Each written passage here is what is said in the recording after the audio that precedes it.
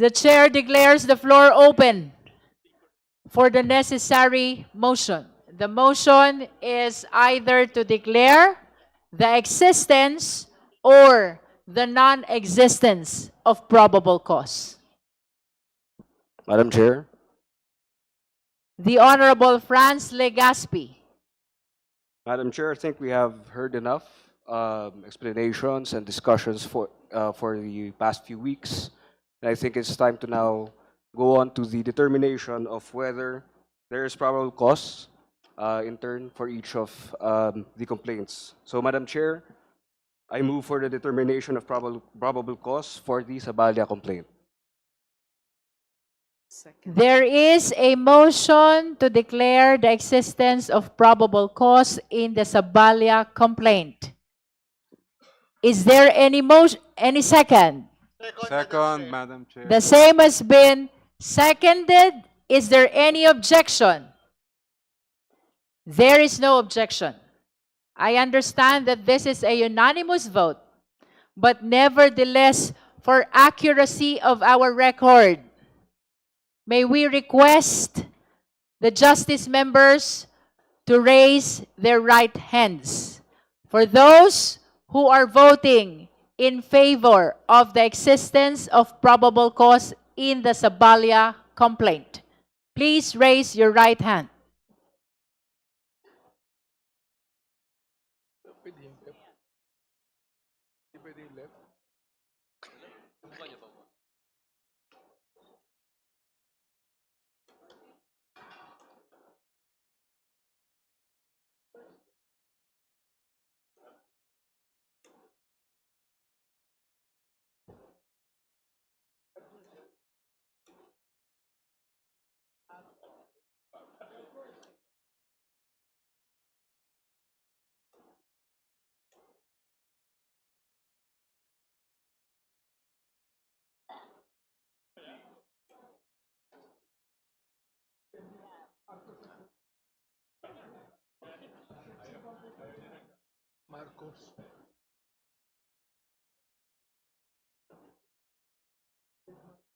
You may put down your hands. For the record, nobody registered an objection. And in accordance with our rules, that means that the motion is approved by unanimous vote. Nevertheless, for purposes of our records, let me place on the record that there are 53 justice members confirming their support in the motion to declare the existence of probable cause in the Sabalia complaint. So ruled.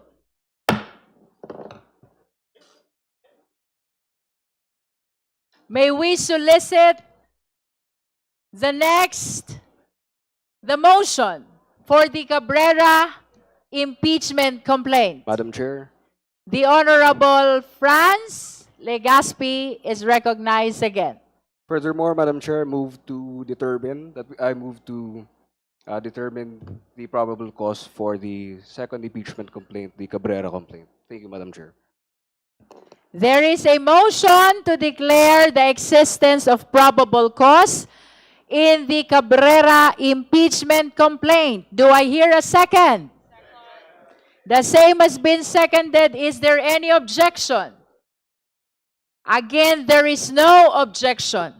And pursuant to our rules, this means that the motion is approved by unanimous vote. Again, with the indulgence of the members, for purposes of our record, may we request the members who are present supporting the motion raised by the Honorable Franz Legaspi to raise their right hand.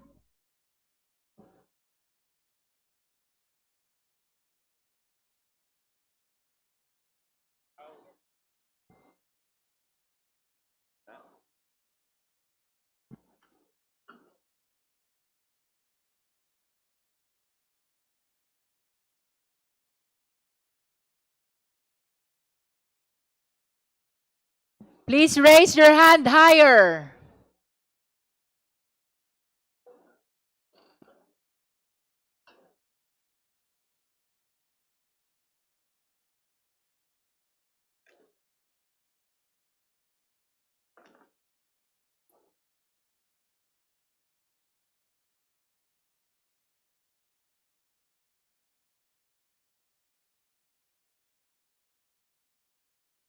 You may now put down your hands. Again, pursuant to our rules, nobody registered an objection to the motion for the declaration of the existence of probable cause in the Cabrera impeachment complaint. That means that the motion is approved by unanimous vote. Nevertheless, let it be placed on record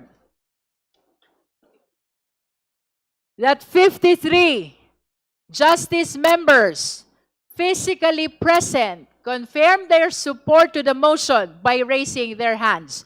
So ruled. That concludes our voting. And the chair pronounces that the existence of probable cause has been declared with respect to both the Sabalia complaint and the Cabrera complaint.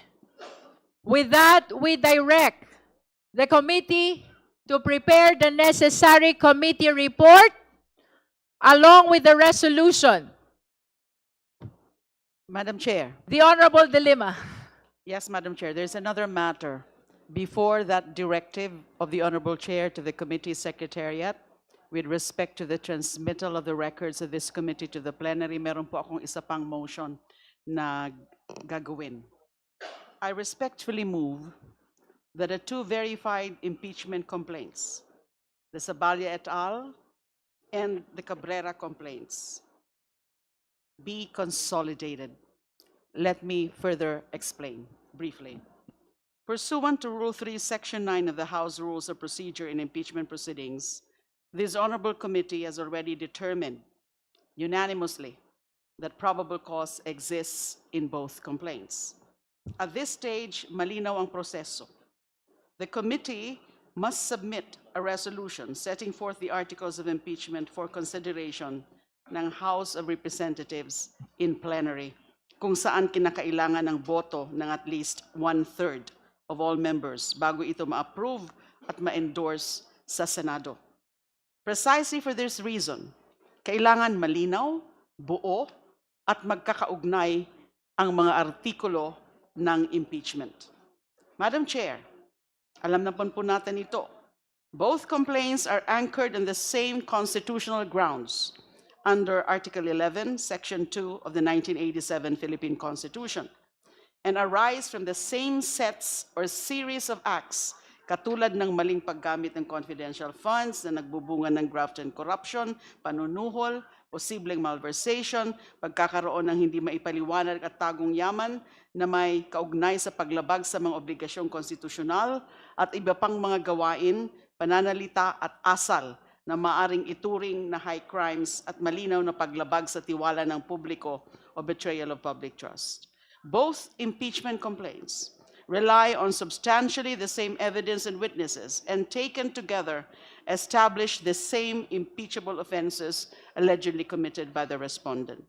Pinapayagan po ng ating mga korte ang consolidation ng mga kaso sa ilalim ng same evidence rule doctrine. Several cases have actually enunciated that doctrine. Kasama na po yung kaso ng PNB versus Gutesco, Tian Ming Development, GR number 183-211, June 5, 2009. Consolidating the two complaints for the purpose of preparing the articles of impeachment will prevent duplication of the work of this committee, managing the risks of confusion, inconsistency, and dilution of the charges when subjected to the constitutional threshold of a 1/3 vote of all members of the House. Malaking tulong po sa mas maayos at episyenteng pagsulong ng proseso kung may isang malinaw, unified, at comprehensive na presentasyon ng mga charges and findings. Consolidation, therefore, I submit, Madam Chair, is not just procedural convenience. It is an institutional necessity. Itong magtitiyak ng consistency, clarity, at higit na kredibilidad ng proseso at magbibigay sa buong Kamara ng isang solid at coherent basis para magpasya. Accordingly, Madam Chair, dear colleagues, I most respectfully move that the two verified impeachment complaints be consolidated and reported to the House as a single integrated set of articles of impeachment, faithfully reflecting the totality of the findings and evidence adduced in both complaints to enable the House as plenary to deliberate and act with coherence, efficiency, and full clarity on the question of accountability of the second highest official of the land. Maraming salamat po. I so move. There is a motion to consolidate the grounds in the Saballa complaint and Cabrera complaint under one articles of impeachment. Do I hear a second? Second, Madam Chair. The same has been seconded. Is there any objection? Hearing none, the motion is granted. With that, we direct the committee secretary. No, we direct the committee to prepare the committee report along with the resolution and the articles of impeachment. We further direct the committee to transmit the same to the complainant, the respondent vice president, and the justice members. The chair likewise announces the continuation of hearing on May 4, 2026, 10 o'clock in the morning at People's Center. Let this announcement be the notice to the justice members. The chair directs the COMSEC to send notice to complainant and the respondent vice president for our hearing on May 4, 2026. If there are no other matters to discuss, the chair is ready to hear the necessary motion. Madam Chair, The Honorable Percy Sendanya. Madam Chair, I move to suspend. There is a motion to suspend. The same has been seconded. Is there any objection? Hearing none, the hearing is suspended until May 4, 2026. Adjourn.